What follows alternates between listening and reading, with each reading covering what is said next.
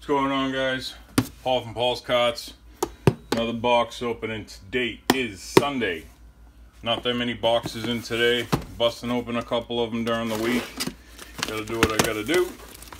But looks like we got some tools in today, so tools are cool.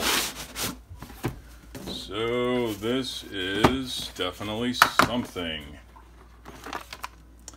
Oh, okay, this is a really cool tool. What this is a tool that I can check cylinder. I could check valve for. I could check the valves for seals. To make sure when I'm doing valve jobs that the valves are sealed. This is a vacuum tester. This just, is another step that I can take towards, giving the best cylinder head jobs I can do. I don't know if you guys noticed, but I'm buying crazy amounts of tools. Most people probably don't even think you need. All of these tools just help me put out the best product I can, and that's really what I'm all about. I'm not in this for the money, it's really not. People say, oh, you must be this. You don't really make that much money doing these. The amount of hours that goes into a cylinder head, I mean, if you make 25 bucks an hour, you're lucky. And the extra running around that you don't get paid for, driving to the machine shop, drive to the post office, boxing stuff up, editing videos, making videos, all this stuff. I mean, it's insane. Got another box here. Let's see what we got. Got some paper. We got ourselves a packing invoice, which is great. And we got a box inside of a box. Okay. So, this is from the Lyle Corporation. This is the Lyle 1500 rigid cylinder hone.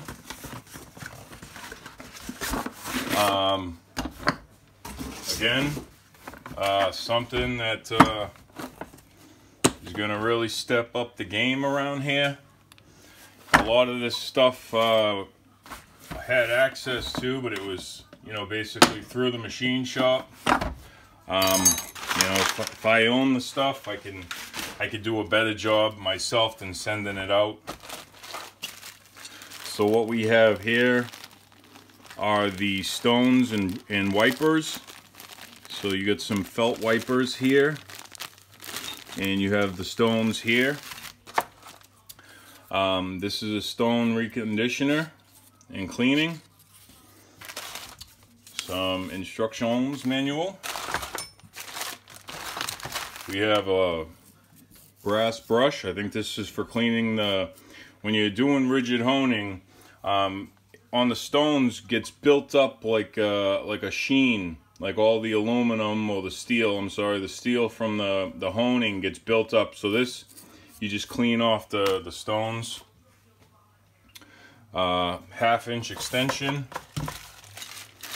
And another set of stones. So it looks like we have 2 different grits probably. So it's a stone and a wiper. So they are different. This one's a 15500 and this is a 15510. So it's probably just 2 different grits. Yeah, if you look close, I don't know if you could see it, but this one's coarser and this one's really fine. You could probably tell. Coarse, fine. And then here's the unit itself.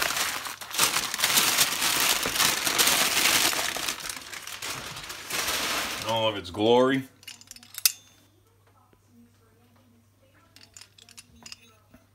Pretty cool.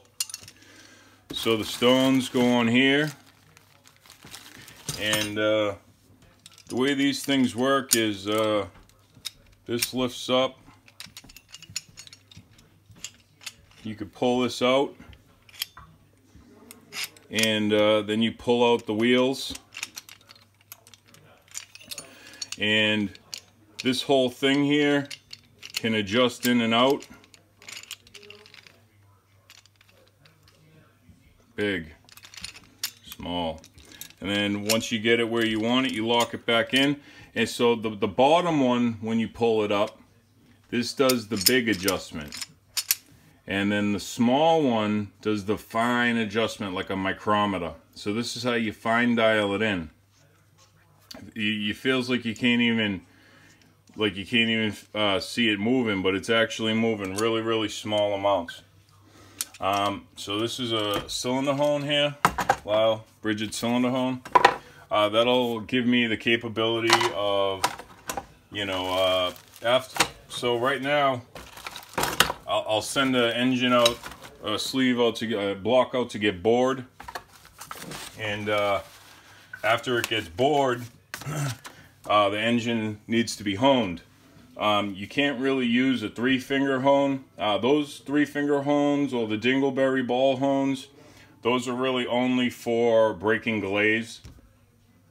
You know, if you're trying to, you know, say if you want to put in a 10 thousandths oversized piston, you could do that with one of these. Now if a block has been used and run, and you know the block is kind of like hourglass shaped or it's egg shaped, a regular 3-finger spring hone, when it spins around, it's just going to follow that shape, and it could actually exaggerate it and make it worse. If you're trying to take like some imperfections out of the block, like an hourglass or something, or an egg shape, or a taper, maybe it tapers and gets smaller down the bottom. If you're trying to take a taper out of something like that, what you need is a rigid hone. The rigid hone, when it's spinning around, it doesn't move. So, you know, if there's a low spot or if there's a high spot, it'll just hit the high spot, and then the low spot, it'll skip. So it'll knock down the high spots and leave the low spots alone until it brings it all out to one even surface plane. That's perfectly straight up and down. So it doesn't, you know, it doesn't leave anything egg-shaped or oblonged or anything like that ovaled out. Great tool to have in the arsenal. I don't know if you guys have noticed, but my arsenal is really starting to grow these days. There's pretty much nothing I can't do. I'm actually picking up all the final bits and pieces. So I just did a video about pulling the bearings out of a block. I have the set here that I use. So this is the tool here that I use. And this is the set here. So what this does is, this is just like a bearing puller. So if you look at this bigger one, it might be easier to see what's going on. So when you screw this in, this drives the screw down in here, which spreads these out. And as so this will fit down inside of the bearing, and as it spreads out, it grabs the bearing from the inside, and there's a little lip here. So it'll grab it, and then you tighten it, then you could pull it out. You know, you could slide it in, tighten it, and then pull the whole thing out. So, you know, when you get, like, you know, new blocks in, and they got the bearings in them, you know, this is all set up. So this goes in, and then it's just a slide hammer, and you pull the bearing out. Just did a quick video. A customer has a block here. Block's been bored. I got to hone it. Pulled the bearings out of it, and then it'll be good to go. So I mean, now I got the dial bore indicator. I got the rigid hone. I mean, I could pretty much do everything it is when it comes to blocks now. So blocks, and I got head stuff down. So if you guys need anything to do with blocks or heads now, give me a call. 781-492-7358. This is Paul from Paul's Karts signing off, and until next time, have a good day.